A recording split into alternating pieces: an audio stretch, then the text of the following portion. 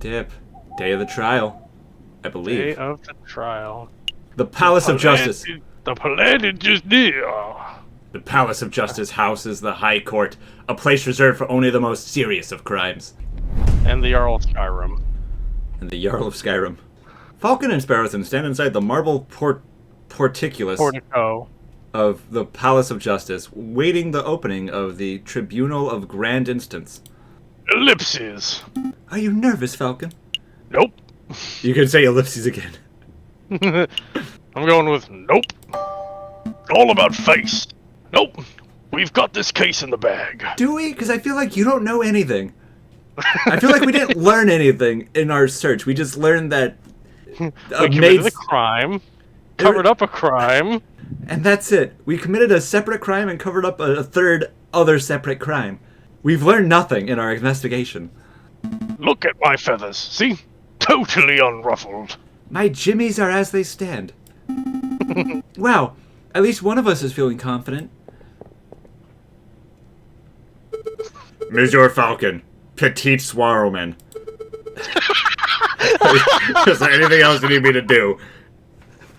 Swarrowman. No. We've got a handle on things. Falcon was just telling me how confident he's feeling about the case. That's wonderful. I just know how the two of you will pull this through. Let's move it along, fellas. I'll be waiting from inside. Do your best for me, Mr. Falcon. We will. Are we ready? Yeah, we're ready. Spudderson, let's make a move. Wow! Yeah. Oh man, the judge. You want this one, or you want me to take it? I'll take him. Okay, you all take right, him. I'll settle take down. the rabbit. Is everyone here? J.J. Falcon present. The defense is ready, Your Honor. Rupert Rabbington present. The readiest prosecution, Your Honor. Let's swap. I think the prosecution's going to be doing more talking, so you take the judge and I'll take the prosecution to kind of balance out the talking. Okay. And Rabbit Reddington present. I'm ready in prosecution, Your Honor. Oh darn, that's not it. Oh gosh, where are my notes? Ha, I knew it. Knew what? I knew if I took his notes and threw it in the furnace, he'd be fucked. Yeah, if I kidnapped his kids, he'd be off balance. Rupert and I went to Paris Law School together. He was in all of my classes. You went to law school? Was he smart? No, he always scored the second worst marks in the class. And How big was the class? And I can only assume that he bumbled through the final exams on the look of his two rabbit's feet. Also, I was the one who scored the lowest. Yeah, right, that's what I was waiting for. Unless he's improved considerably, you might already have this trial in the bag. That's good to know. But say, Spudderson, if Rupert scored the second lowest mark in the class, then who scored the lowest? It's him. I choose to exercise my right to not self-incriminate. Here it is. Him. The prosecution is ready, Your Honor. Alright, I'm gonna do him like the one judge from Law and Order. Are the jury all present? What the fuck is that thing? So... Second, bottom row, second from the left. I'm just gonna move over and say what I think they are. Crow, dodo, seal, vulture, dog, hippo, ram, and ostrich. I think that vulture could be like some sort of falcon. Well, no, because it has the... Well, maybe. It's just something about, like, the would you say the third? Like, the next... to the left of that? Would you say that was? Seal. Seal. Oh, okay. You know, Kiss from It's a like Rose? Yeah. You and I both went for the same jokes, Gambo. All present and accounted for, Your Honor. Judge Cornet. Hey, Falcon. I thought there were only 6 members of the jury for cases like this. Why do I count 8? Because you're dyslexic. Oh, those two birds with the funny hats are assessors, the associate judges. I count 4 funny hats, and 3 of them are birds. Yeah. Everything seems to be in order, so let us begin. The court is now in session for the trial of Dame Cataline de Meow. I'm sorry, I'd like to judge on your verdict, but I'm far too busy being delicious. So, Thanks, Judge Fudge. like, don't you think it's kind of fucked that no one in the jury nor the judge is a cat? Like, I think there's gonna be a lot of Yeah, Yeah, there's some racism here. yeah. Not pertinent to this trial at all, but a cat did kill my dearly departed grandmother. In prosecution, please call your first witness to the stand. Oh gosh, are we there already? Alright, I choose to call the officer in charge of the murder investigation, Inspector Vigatoli, to the witness stand. There's about 8 consonants in that statement, and they were all wrong. Inspector Valenti, please approach the stand and recite the oath. I must not fear. Fear is the mind killer. No, not Oh my that God. oath. Is this a pirate? Yar! Yeah. As you will, ye honor. I swear to speak without hatred and without fear. To tell the whole truth and nothing but the truth. Yar. Monsieur, no, Inspector, please state your name and occupation for the record. Me name is Inspector Just Philongary. I am a servant of the law. A scourge of the gutter rats that plague the city.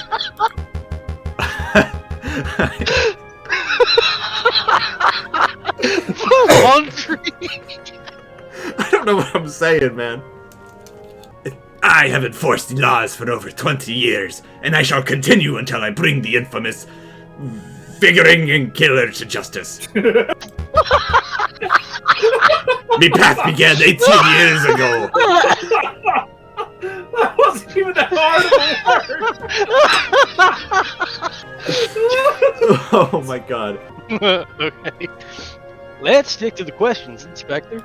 Of course, ye honor. Oh, great. I was hoping we could have one of those bumbling, cuddling officers, but instead we're stuck with a lawful goody two-shoes pirate. I bet this guy would turn down his own mother if he saw her loitering. Inspector, is it true that you are the lead investigator on this case? Aye, that be correct. I was also among the first to arrive at the scene of the crime. And perhaps you can walk us through the witness of the arrival. Absolutely. Just after 1730, we were all 1730. Just after 7:30, we were alerted and brought to the scene of the housemaid of the Baron Rigatoni. At the scene of the crime, we found Dame Canterjib, and she was standing over the corpse of Monsieur Greenway with his blood on her paws. Well, that sounds like an open and shut case in my humble opinion. And no more questions, Your Honor. Objection! But bloody paws? Nobody told me that detail. Keep it together, Falcon. You're about to give the opportunity to cross-examine the witness. That's your opportunity to find flaws in the inspector's testimony. Somehow I knew that and you didn't. Yeah, right. Of course. I know this. You got the suave, but you don't got the smart.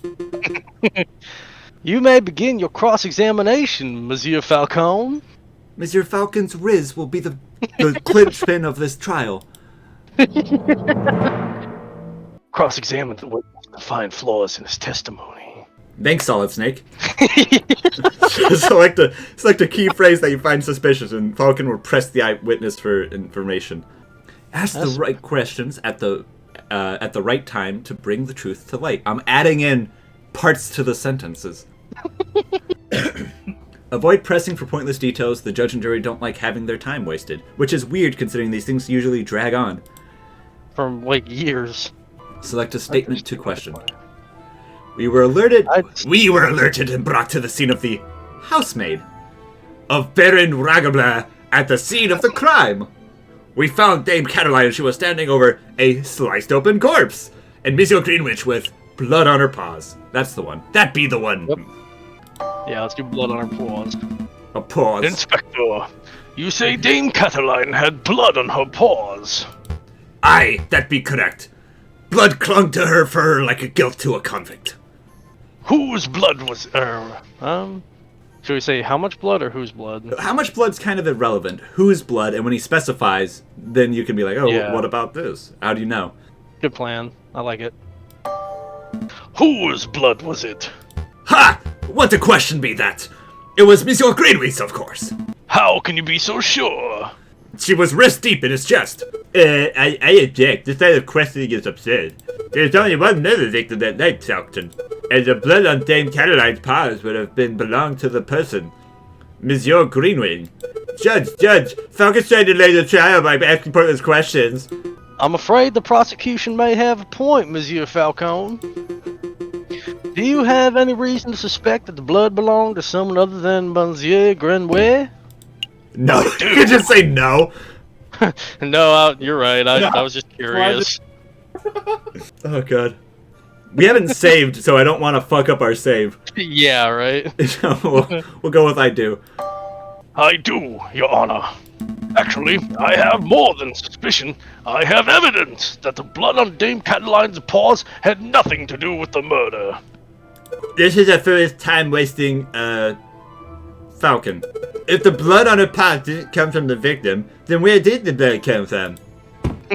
You've made a dire mistake. On the evening of the murder, Oh, Falcon. Dame Cataline. So hot. Yeah. I love it when you speak stupid puns. On the evening of the murder. On the evening of the murder, Dame Cataline ate a bloody rare steak. Is this true, Monsieur Rabington? Why are you asking me? Well, I in a manner of speaking, I suppose steak might have been at the menu. An inspector, would you acknowledge the possibility that the blood on the lady's paws did not belong to the victim, but to the steak? In a way, the steak is a victim too. Hush, rabbit. Vegetarians. Well, wait, don't answer that, Inspector. It be a possibility. Yeah. Yeah, the drink is pretty convincing. Don't you find it intriguing that it was a frog that was murdered, right? Yeah. And the rabbit is their defense. Two hopping hair. That's tortoise, not frog, my man. Yeah, you're right. But two hopping mammals on the same side. Well, definitely not a mammal, but yeah. What do I look like, a frogologist? I'm an expert in bird law, not frog law. So, Inspector Valerti, is it possible that you arrested an innocent bystander simply for being a messy eater? Yeah, hold on 1 minute, Falcon. Are you overlooking something quite crucial? Dame Cataline is an elegant, bougie-ass kitten. She was no doubt brought up with flawless etiquette and perfect table manners. At the banquet, she would have eaten steak with a fork on her left hand and a knife in her right, like any proper civilized manner. Everyone knows left-handed people are scum. Yeah. How could she have possibly gotten blood on her paws with such good manners? Oh, that is a good question. Or at least it would be in any ordinary dinner banquet. But, as it happens, something was missing from that particular banquet. Something that forced Dame Cataline to eat with her paws. Dame Cataline was forced to eat steak with her paws because the silverware of the household had been previously stolen. Objection! Stolen? I don't recall any mention of that in the police report. We weren't aware of anything missing from the Rigatoni residence when we were investigating the investigation. But as it happens, Baron Dongy has approached us about this very subject last night. Yeah, quite. A little twist. Yes. Now, what is the meaning of all this? Bloody steak? Misplaced silverware? Inspector, was your investigation so lax that you overlooked these basic facts in your initial report? Yes. Lax. Me investigation. Judge, Me investigation. Judge, I assure you I am the most thorough I'm getting Spanish. Yeah. I assure you I'm the most thorough investigation officer on the seven seas. Then it is amazing that the Parisian police managed to solve any crimes at all. Alright, now hold up. Heh. Yeah. Be on your way, Inspector. Perhaps do a little inspecting for your next case.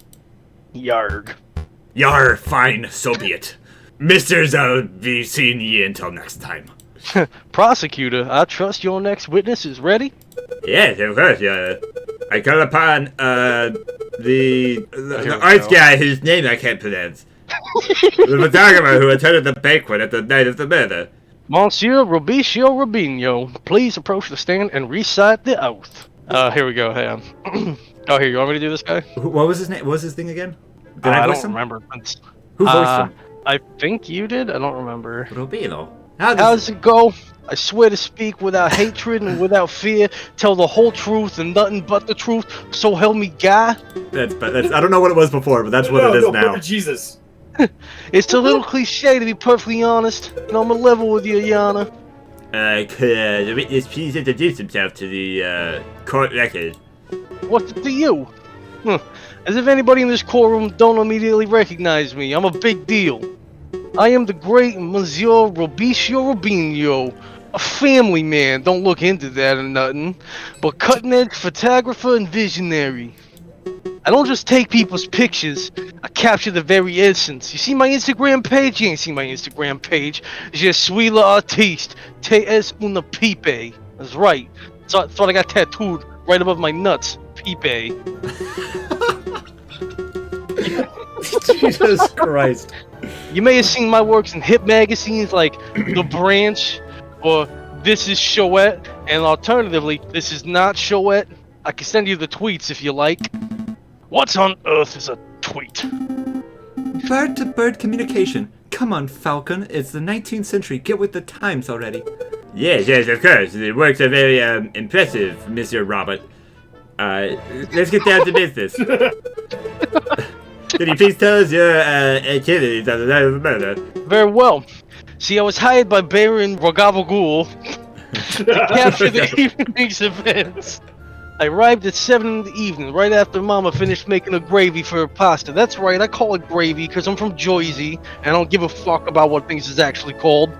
I pointed my camera, I captured the beauty of the bank in one fantastic photograph. Bing, bang, boom, I'm out of there. Then I billed Baron Ragatuni and I left. Like a true artist. And yeah, to the photograph it says, who did you photograph? What's it to you? I thought you might ask. I brought a copy of this so you could all see for yourselves. Ah, very good. Let's take a closer look. My word, it's an exquisite picture, isn't it? So let's see, who do we have? In the middle we see Baron Rorschach, the lion who hosted the event. On the left we see Signor Puritan de Mao, the father of the defendant, Dame Caroline. And finally we see the housemaid, Cataline Dougie, who I suspect is stuck into the picture and invited. Did you see what time it was? No. I did, because there's hands on the clock. I didn't. What was it? What was the time?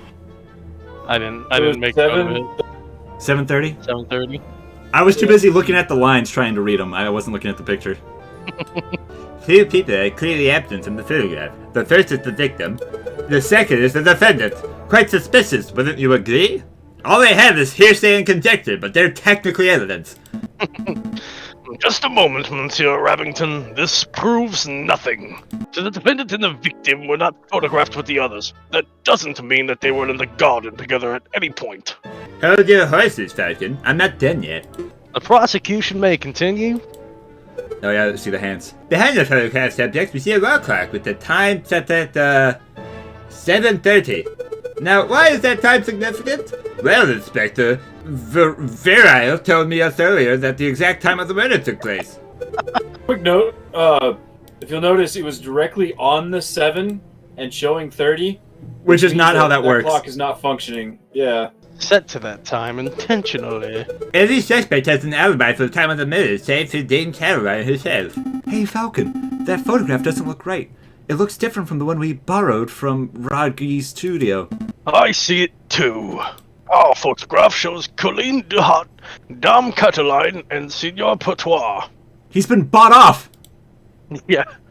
Monsieur Robino's photograph shows Baron Rodrigo, where Dame Cataline should be standing. We assume that only one photograph was taken, and this demonstrates that one of the photographs must have been edited in some way. You should just slam the evidence down and be like, bam, inconsistency.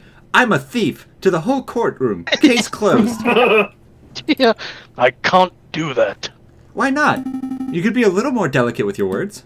No, I mean I can't do that because our evidence was illegally obtained. Oh, we probably should have asked then when he showed up. If I were to present it, Monsieur Robinho would ask how we acquired it, and the whole trial could derail. In a worst-case scenario, I could lose my legal license, and we could be arrested for theft. Yeah, but like, what's really the punishment for theft? A slap on the wrist? I'll pay the fine. It's fine. Oh, well, we don't want that. No, we don't. I should tread lightly. Your Honor, I would like to cross-examine the witness. Very well. The defense may proceed. Hey, this is a waste of time if you ask me. Photographs are rock-solid evidence. I arrived at 7 p.m., I set up my camera, and captured the beauty of the evening's events on magnificent photograph. Then I billed, I think photograph is going to be the one. Because we can't dispute it with our picture, but we can dispute that the clock doesn't have hands and hasn't for quite some time. Good call, yeah. Let's take a closer look at this photograph. Why is it in black and white? It isn't, but we're all colorblind because we're animals. Why is it in black and white? If this were a true photograph, there'd be color. This is preposterous witchcraft, and no witchcraft should be allowed as admissible evidence. You should What are you, a fire dog? whatever. You should fire whatever elf lives inside that camera. I see a mistake in the photograph. Just to clarify, Monsieur Robinho, photographs are a direct reflection of reality, are they not? That's right. The photographic process leaves no room for bias, inaccuracies, or whatever other bullshit you're trying to say right now.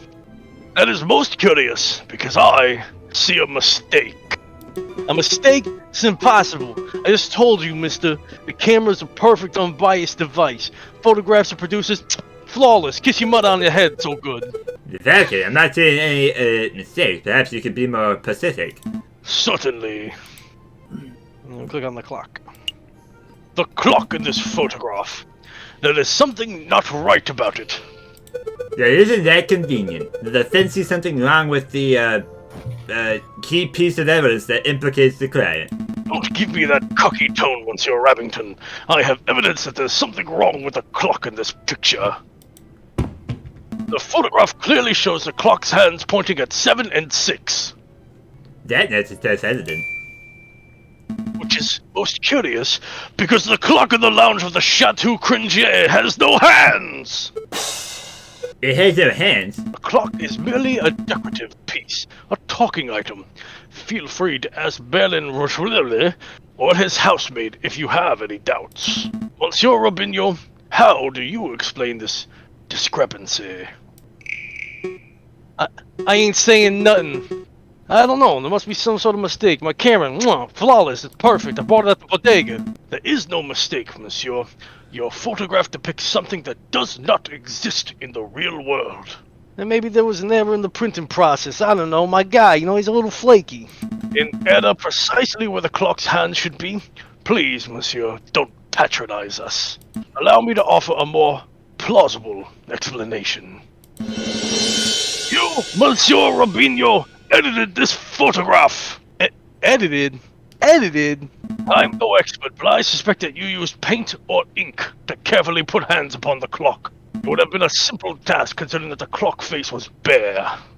One could even speculate that you specifically chose to include a handless clock in the photograph just to simplify the editing process.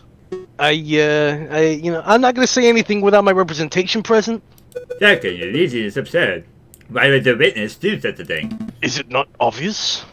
By showing the photograph to have taken place at precisely 7:30, it clears all the photograph's suspects of suspicion. In other words, Monsieur Robinho created the perfect alibi.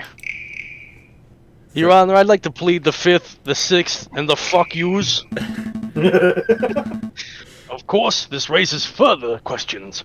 Who is the witness protecting? And why?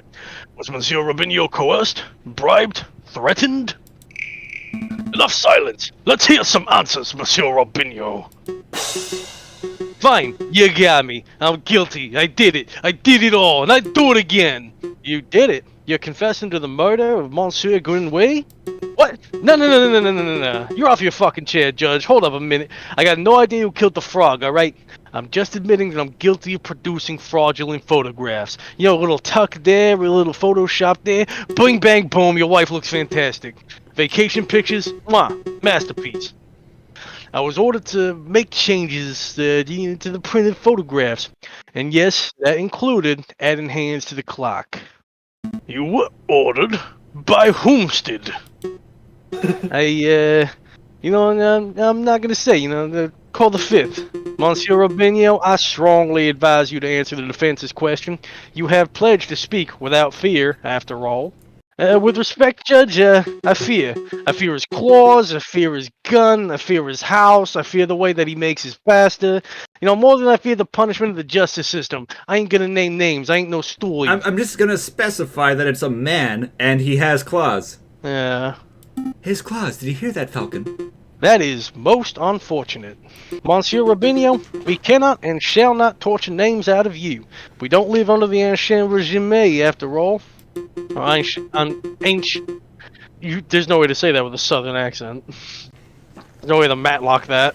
Okay. But since you have admitted to falsifying evidence, then we cannot keep you on the stand as a witness. Take your leave, sir. You shall be charged with perjury in due course. Yeah, I that's can't fair. protest. That's the least I deserve for my failure as an artist. They told me I'd never make it. I guess I'm just gonna go work in my dad's garage like Mom always said I would. Good day, messieurs. Pretty convincing. So, the crackheads were painted on. So what? It doesn't matter. The photograph still depicts Dame Caroline as absent close to the time of the murder. That's significant. Don't be dense, Monsieur Remington. If the photograph is not completely genuine, it cannot be considered reliable evidence. Why not? It's a portrayal of the, night's events. Because if we accept that one part of the picture was edited, then we must accept the possibility that other parts were too. Is it possible that Dame Catiline was painted out? Even worse, is it possible that another person would be painted in? We know that the witness was trying to cover for someone, so all possibilities must be accounted for. So if we know, so we see, the Baron was painted in, does that mean he's guilty? He is a tiger, so he has claws. Yeah. So the Baron's guilty. He's a he. He's got claws. We found his cigar at the scene of the crime. The Baron... go ahead.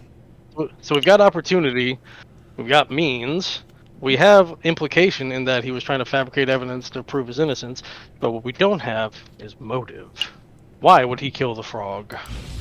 I don't think the justice system cares about motive. They probably don't. I mean, we've shot enough holes in this case to see daylight through. What are you saying, Falcon? That the housemaid paid out the photographer, or was it Signor Purrington Damascus? I don't think so. The housemaid lacks a means or a motive, and it wouldn't make sense for Signor Patois to implicate his own daughter. You're certainly not suggesting that the honest and beloved Baron Raji Baba has deliberately tried to frame Dame Caroline? Because that would be most outlandish theory yet. The Baron is a pillar of our community. He would never do such a thing. Monsieur Remington, I'm not here to throw accusations. That's the job of you, the prosecutor. However... Perhaps I should offer my opinion.